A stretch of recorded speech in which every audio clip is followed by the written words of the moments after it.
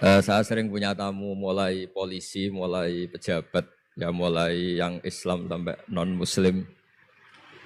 Saya sering cerita bahwa hal-hal yang jadi fitrah manusia itu ya keinginan dasar manusia itu ya senang damai, senang bersaudara. Karena hal itu fitrah. Fitrah itu desain awal manusia itu suka damai. Jadi kalau untuk konflik itu butuh pemicu, tapi kalau untuk damai itu tidak butuh pemicu. Sehingga orang di mana-mana bisa rileks ya. Rileks di terminal, rileks di jalan, rileks di warung-warung kopi, rileks di kedai-kedai. Nah, konflik itu ya dimulai dari pemicu, entah rebutan pacar, entah rebutan harta, entah rebutan jabatan. Sehingga karena ada rebutan-rebutan itu terus ada pemicu, nah itu yang melahirkan konflik. Nah harus dicamkan, ditanamkan bahwa kepentingan berbangsa ini di atas ya, di atas kepentingan kita, di atas nafsu kita, di atas keserakahan kita, sehingga kita mudah damai. Itu rumusnya kiai-kiai ya. Saat tentu di sini pakai solusi yang ala kiai ya, karena tentu mereka ingin mendengar versi kiai. Kalau versi polisi mungkin ya tegakkan hukum. Kalau versi bank atau OJK ya, kalau nasabah nakal ya jangan dikasih kredit lagi. Kalau versi mertua ya kalau mantu nakal ya dipulangkan, anaknya ditarik kembali. Jadi versi itu banyak ya. Kalau versi imigrasi ya mungkin dicabut paspornya gitu. Kalau versi kiai itu melihat dunia ini sederhana. Banyak orang-orang tasawuf, saya ini cerita tasawuf, cerita yang ringan-ringan saja. Orang tasawuf itu kalau makan, itu satu piring ternyata kenyang. Gitu. Minum satu gelas ya sudah puas. Ya. Terus dia cerita, ngapain saya butuh uang banyak, uang satu piring ya sudah cukup. Gitu. Kalau tidur gitu ya, tidur di satu kamar ya tidur, bangun ya sudah puas. Oh, artinya Anda punya kamar 100 ya tidurnya tetap di satu kamar. Jangan mentang-mentang punya kamar 100 dibagi 5 menitan itu. Karena eman kalau kamar yang lain nganggur gitu. Artinya kalau punya kamar 1 cukup, ngapain ingin punya kamar banyak. Jadi sebetulnya kalau kita punya rumah banyak itu nambah kebingungan karena yang sana yang rumah siapa, yang sana siapa. Ya kalau dianggap prestasi, kalau dianggap tambah bingung karena mau tidur saja di rumah mana ya gitu. Di kamar mana ya? Kalau miskin kan enak. Sudah itu aja, gak ada banyak pilihan. Artinya dengan cara seperti itu sebetulnya merajut kebangsaan itu lebih mudah. Karena awal dari segala perpecahan, segala konflik itu mau menang sendiri. Sehingga dulu cerita-cerita orang sufi, kalau dengar itu tetangga kamu tidak cocok, partai sebelah tidak cocok, terus ormas sebelah tidak cocok, itu jawabannya lucu. Sebetulnya saya sebagai manusia kalau ada orang tidak cocok itu tersiksa, tapi bagus lah. Kalau tidak cocok itu tidak utang saya, tidak pinjam uang saya, tidak pinjam mobil saya. Sehingga jadi gampang gitu. Artinya jadi gampang itu ya orang yang baik sama kamu ya baik, karena Anda punya mitra, punya teman. Yang sedang nggak seneng kamu juga baik. Di mana-mana orang pinjam uang itu gara-gara seneng, gara-gara cocok. Jadi tidak cocok ya ada berkahnya sendiri. Jadi dengan cara pandang seperti itu hidup itu rileks. Gitu. Nah, itu kalau teman-teman yang utang itu pasti temennya itu. Ada musuh kamu utang kamu. Jadi musuh ya punya berkah sendiri. Gitu. Tapi jangan musuh yang sampai nikah menembak itu nggak berperadaban. Gitu. Suatu saat Imam Syafi'i itu pernah didatangi orang itu, ketemu beliau cium tangan hormat. Setelah di luar ternyata orang itu mencaci maki. Coro Jawa ngerasani tadi kata Pak Wimbah karena orang Solo itu ngerasani. Ketika Imam Syafi'i dilaporin orang itu di depan Anda menghormati, kalau di luar itu ngerasani itu menghina, mengata-ngatain. Jawabnya Imam Syafi'i lucu. Alhamdulillah berarti saya wibawa katanya. Di depan saya tidak berani. Dijawab enteng saja, enggak. Tidak dijawab serius, berarti saya wibawa, di depan saya buktinya tidak berani. Nah Islam itu ngajari itu semua. Ngajarin ketika kita disenengin orang banyak itu ya poin atau aset. Karena kita harus kerjasama atau sama-sama kerja dengan banyak pihak. Tapi kalau ada orang lain yang sedang tidak senang atau tidak cocok, itu juga ada berkahnya sendiri karena dia bisa mandiri. Itu kalau mantu-mantu itu tidak tukaran sama mertuanya, itu tidak mandiri-mandiri. Disuruh mertuanya mangan ramangan kumpul yuk, tambah suwe tambah goblok itu, tambah lama tambah goblok itu. Baru gara-gara terlalu cocok kan. Kalau agak-agak tukaran, agak-agak konflik itu malah cepat mandiri. Sehingga merajut kebangsaan itu ya harus dipikir secara luas. Ada teman-teman yang mungkin nggak mau pulang kampung, maunya tetap di Belanda, di Amerika. Tapi ternyata niatnya memfasilitasi kalau ada mahasiswa yang ke sana, ada yang dijujuk gitu.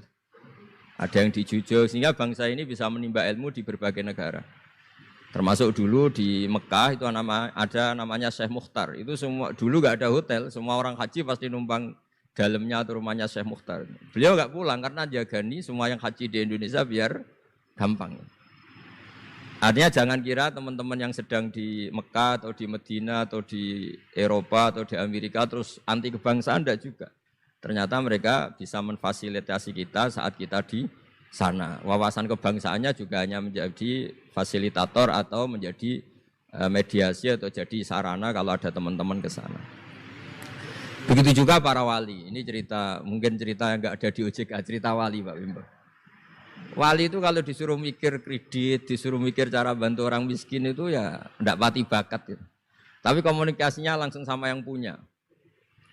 Jadi alam raya ini dengan segala variannya itu milik Allah Subhanahu wa taala. Jadi kalau Anda ingin merubah lakonnya wayang, itu tidak usah ngerayu Gatot-Kaca disuruh jadi Semar atau disuruh jadi Bagong, itu susah, mereka enggak mau. Pasti mempertahankan karakter masing-masing. Itu ngerayu dalangnya saja, ini lakonnya diganti gitu.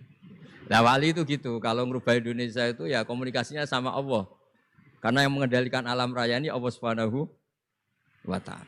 Kita tidak bisa mengendalikan pikiran orangnya. Sering ada orang itu, ini cerita yang ringan-ringan saja, tapi barokahnya cerita ini nanti gampang merajut persaudaraan. Bapak itu, bapak saya, Kiai Haji Nur Salim, itu paling suka itu sama orang yang agak sombong. Sombong itu ya, ketua RT sudah bangganya Masya Allah. Dia punya motor satu sudah kayak orang paling kaya di dunia. Punya istri yang sebetulnya ada cantik, ya dia ngira istrinya itu paling cantik di dunia. Dia agak ganteng yang merasa paling ganteng di dunia. Saya dulu ya iskal itu janggal. Kenapa sih kok seneng kancanan orang sombong? Ternyata orang sombong itu orang yang paling gampang syukur. Orang gampang syukur. Tapi kalau ketemu orang yang kelihatannya sopan, apa saya hanya RT, apa saya hanya di OJK, saya ada menteri saya ada presiden. Presiden merasanya presiden di negara ketiga, dunia ketiga, bukan presiden superpower. Ketemu orang-orang yang tidak pernah puas itu kesannya tawadhu, ternyata pasnya itu tidak pernah puas. Tidak pernah syukur. Lah yang sombong ternyata tidak sombong, dia gampang syukur. Ketua RT aja sudah merasa kayak presiden. Hanya pegawai OJK aja sudah merasa bangga, padahal dibuat suruhan Pak Simbol. Tapi senengnya, nggak disuruh seragam, sudah seragam semua. Saking senengnya. Iya, bangga banget ya, bangga banget. Jadi sama, sebetulnya kita jadi warga Indonesia, berKTP Indonesia sudah harus seneng. Tidak gampang, orang punya negara itu tidak gampang. Coba orang-orang yang sekarang di Amerika, di mana-mana itu orang Indonesia itu ya kangen rumah. Itu untuk kangen ke sini itu harus berbiaya 100 juta untuk pulang. Kita tidak usah kangen, sudah di Indonesia, itu sudah luar biasa. Nah, sama-sama kerja atau sering memberi kontribusi. Saya sering punya analogi ya. Saya sering diskusi sama banyak rektor di Indonesia. Bagus mana kerja sistem modern sama sistem kiai. Kata saya ya semuanya punya plus minus. Tapi kalau saya kiai ya milih bagus kerjanya kiai. Gitu. Kalau kiai itu ngajarkan orang yang mampu nolong yang lemah. Ya sudah itu aja ajarnya. Kapan saja Anda mampu, berkesempatan mampu ya wajib menolong. Tapi kalau sistem modern itu ada jobnya. Sehingga gara-gara ada jobnya, suatu saat mungkin kalau ada orang tenggelam, wah saya ada SAR, saya ada tim SAR, gak perlu menolong. Gitu. Kalau ada orang miskin, saya ada pegawai bank, gak perlu ngasih kredit. Itu bahaya untuk bangsa ini. Sehingga dibutuhkan kerja-kerja yang ala kiai saja. Kalau ada kecelakaan di jalan, meskipun Anda tidak satlantas, ya ditolong Anda yang menangi, yang tahu.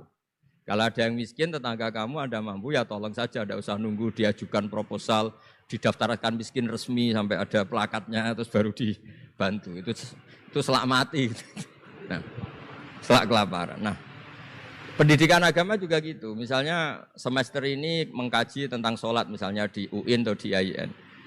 Mengkaji tentang haji. Kalau di Kiai enggak, Anda mau haji tinggal tanya Kiai. Tapi kalau ada kuliah, nunggu semester itu, nunggu dosen itu baru tahu bab haji. Nah kalau pertolongan itu nunggu polisi, nunggu OJK itu prosedur dulu, kadang ditanya sertifikatnya macam-macam. Nah di sini pentingnya kerja. Jadi kalau lembaga resmi ini untuk hal-hal yang besar, yang tidak mendesak, yang mengikat. Tapi harus ada sistem sosial yang on time, yang setiap saat bisa diakses. Yaitu kebaikan masif, kebaikan yang semua orang itu merasa harus menjaga. Jadi yang menjaga kestabilan Indonesia itu semua orang, bukan polisi, bukan tentara, bukan siapa saja, termasuk departemen-departemen resmi, kepolisian, termasuk semuanya. Dengan merasa seperti itu, saling tergantung. Dan yang lebih cepat ya sistem sosial tadi. Sehingga kalau sistem sosial itu ada kiai, atau ada tokoh agama lain, atau ada yang dituakan, itu relatif stabil, karena coro Jawa nak tukaran itu sungkan, kalau terlalu konflik itu sungkan. Nah sehingga dulu ada cerita ada seorang perempuan itu ketemu Nabi itu di jalan. Itu cara etika orang kita lah, apalagi orang Solo, orang Jogja itu kan ada etis, ketemu di jalan dicegat. Ya Rasulullah, saya ini punya bapak sudah tua dan kalau Anda haji seperti ini pasti ingin bapak saya itu ikut, tapi beliau sudah tua sehingga tidak bisa ikut.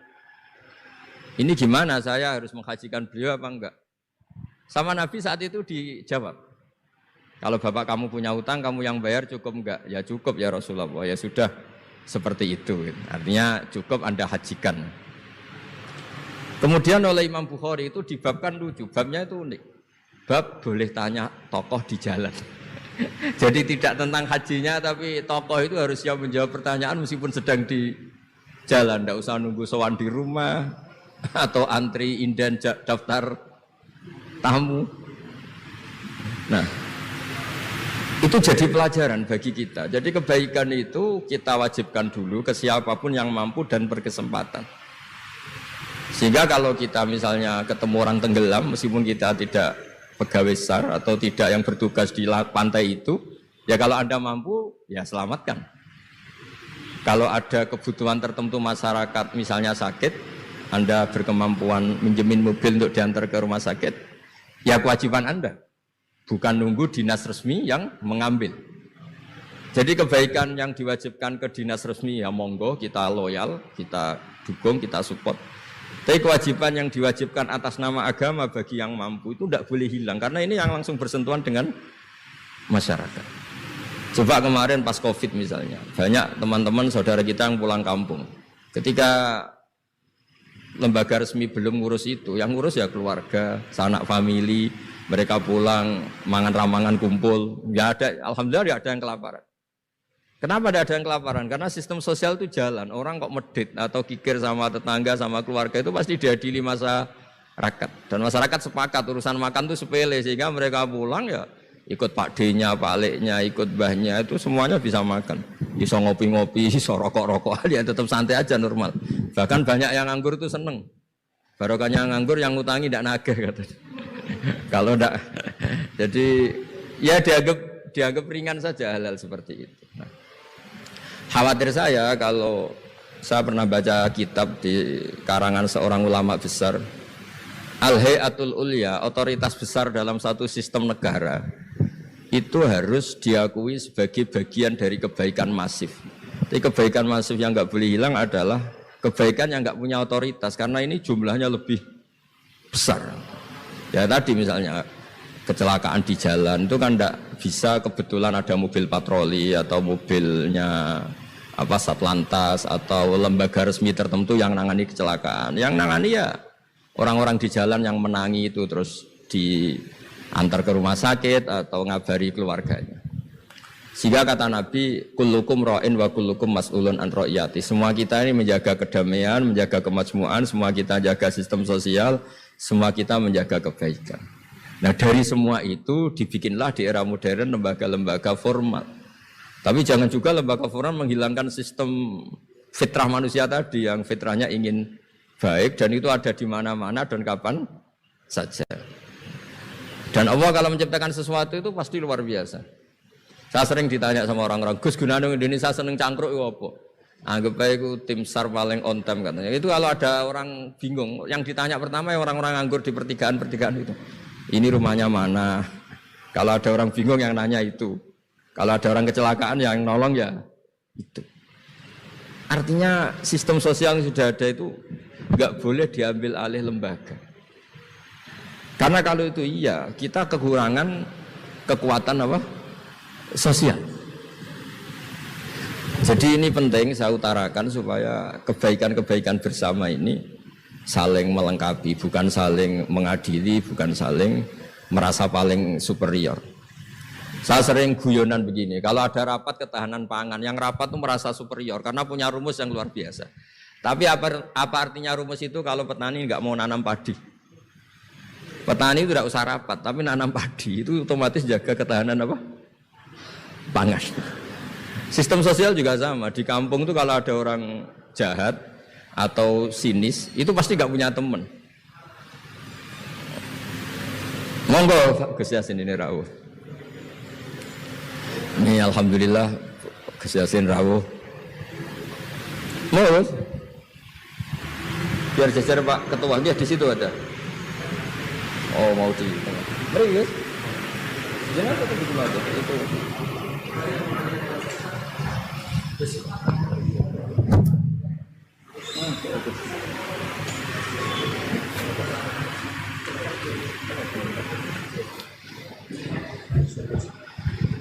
Ya saya teruskan supaya kenapa saya nyampaikan ini supaya energi sosial kita untuk menjaga kemajmukan, menjaga toleransi itu lebih masif. Di beberapa daerah itu ya banyak masjid jejer gereja di Tuban, di Jakarta. Dan ketika buktinya nggak ada apa-apa yaitu simbol perdamaian. Di beberapa daerah ya banyak orang Islam, bosnya itu non-Muslim. Atau sebaliknya non-Muslim, bosnya Muslim. Atasan juga banyak begitu, atasannya Muslim. Itu kan contoh sosial yang sudah masif.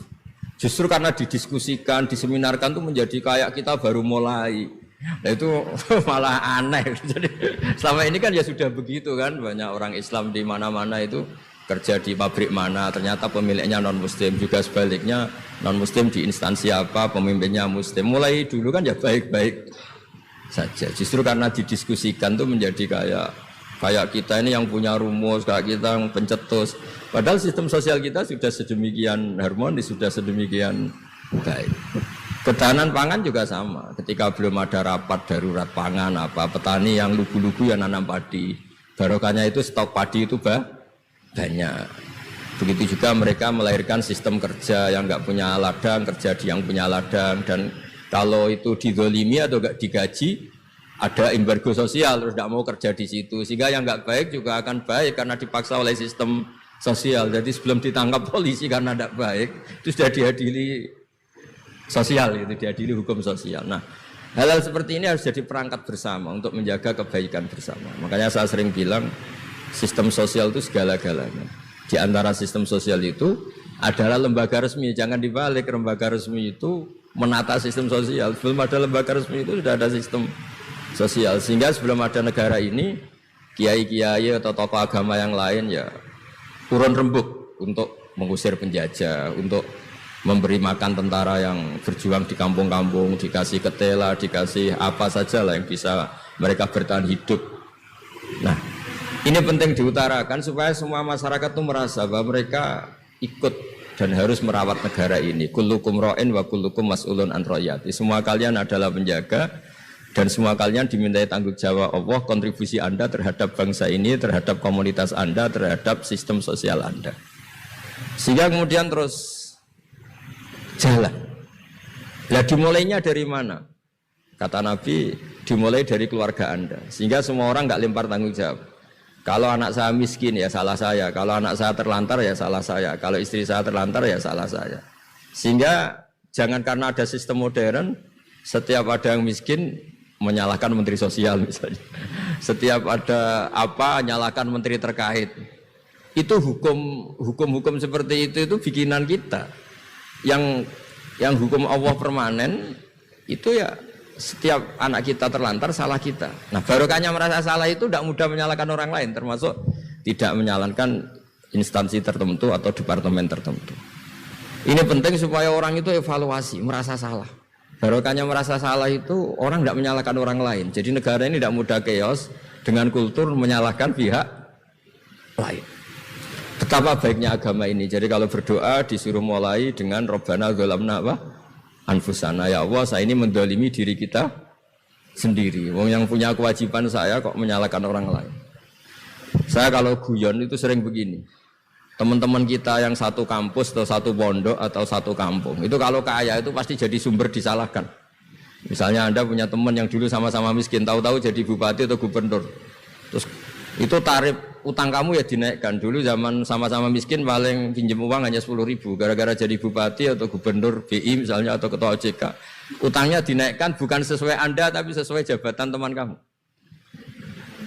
Masa punya teman gubernur kita utang 100.000, pantasnya ya utang modal 100 juta. Dan kalau nggak ngutangin, wah katanya teman dekat ternyata nggak mau dipinjemin. Jadi punya kultur menyalahkan orang lain. Dia SDM-nya hanya ketua RT gara-gara punya teman gubernur atau presiden atau apa. Inginnya ya lebih tinggi lagi. Jadi bukan berdasar kapasitas dia tapi kapasitas temannya. Itu juga bagian dari kesalahan yang kita ciptakan. Sehingga agama mengatur orang itu tidak boleh melebihi batas SDM-nya. Orang itu tidak boleh melebihi batas apa? SDM-nya.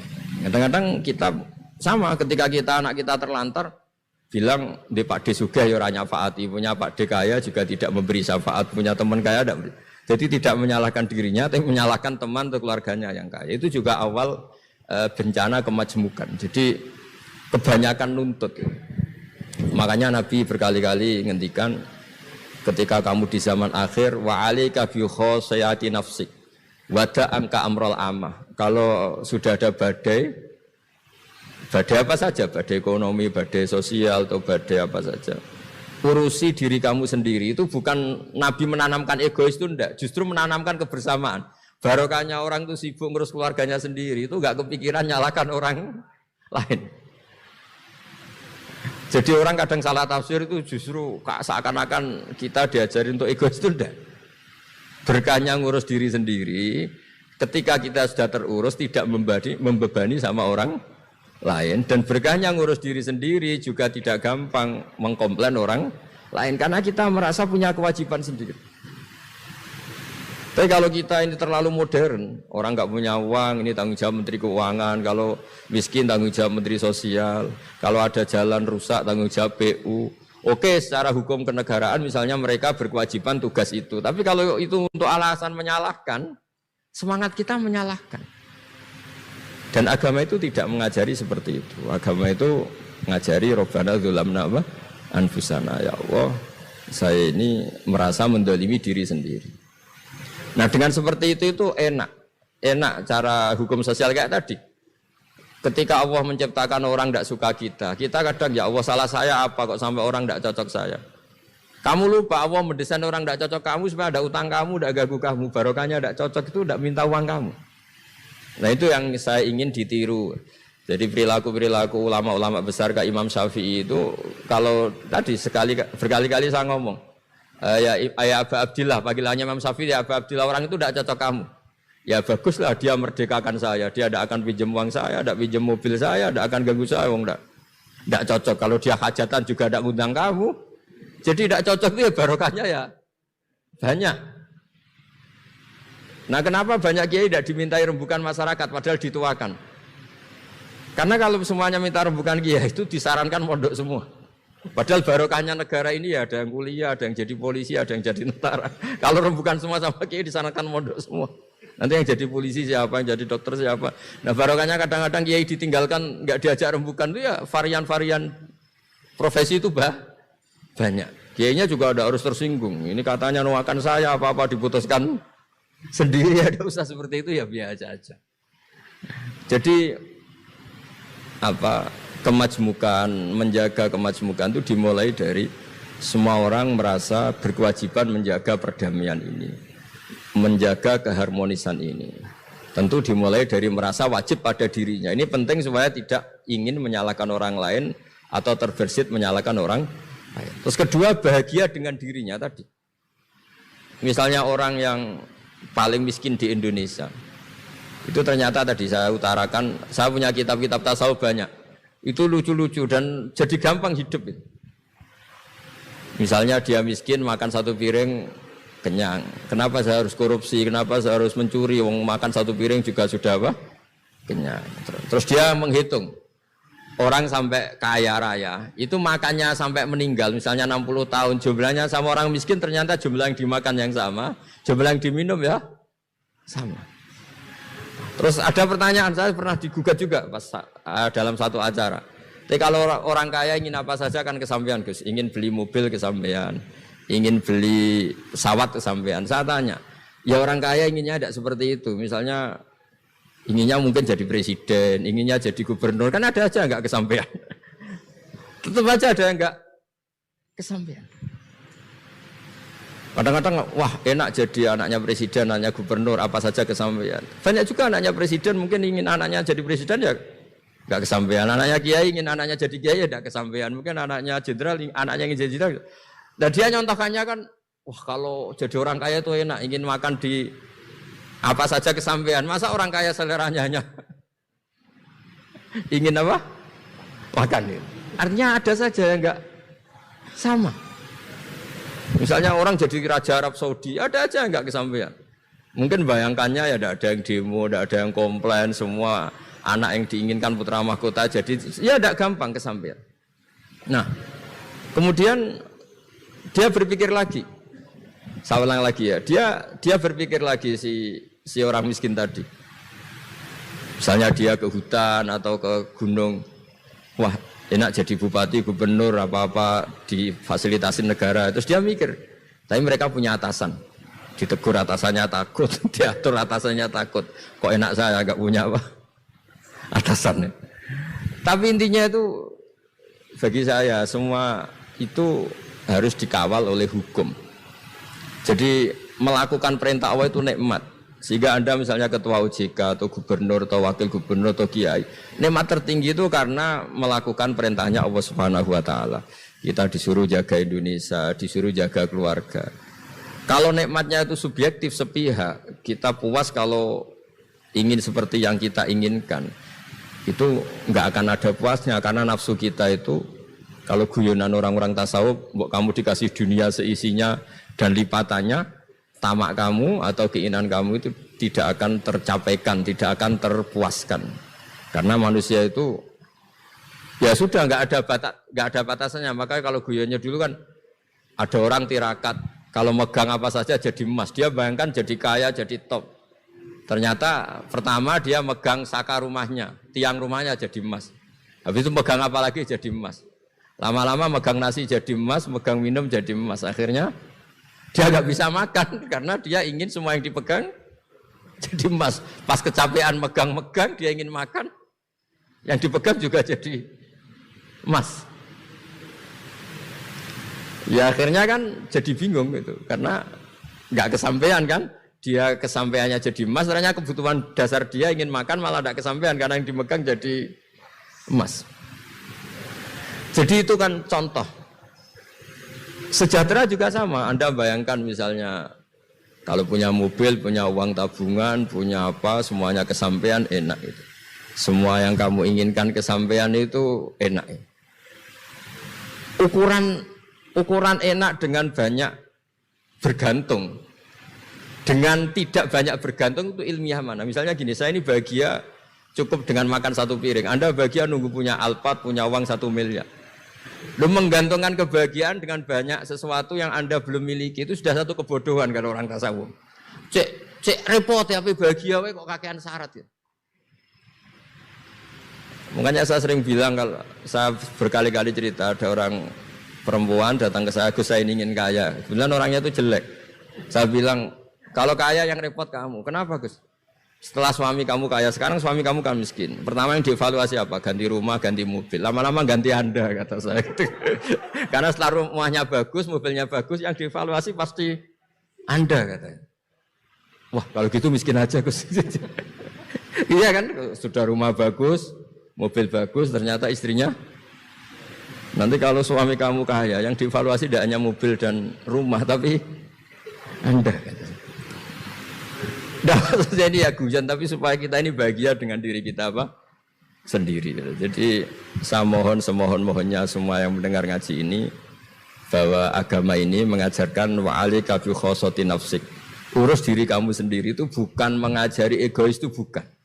Kalau semua kewajiban orang merasa bertanggung jawab, paling tidak bawaannya itu tidak nyalahkan orang lain. Dan negara juga agak repot-repot karena semua orang dicukupi oleh orang tuanya, oleh keluarganya. Sehingga negara ini sifatnya hanya membantu, bukan ngurus yang pokok. Tangan negara tidak cukup untuk ngurus sebesar itu, tidak cukup.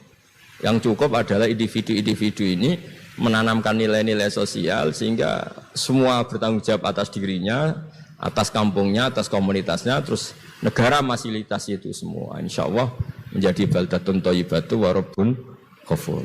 Saya kira demikian, semoga bermanfaat dan mohon maaf. Assalamualaikum warahmatullahi wabarakatuh.